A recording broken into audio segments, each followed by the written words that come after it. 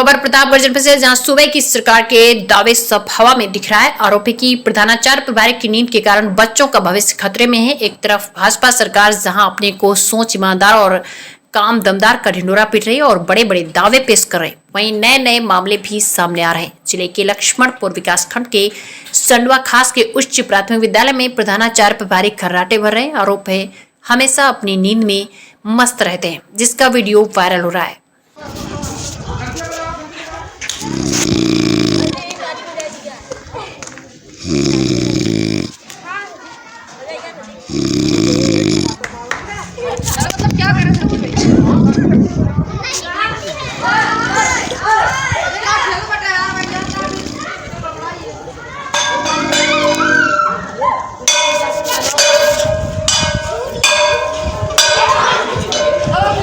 Rahul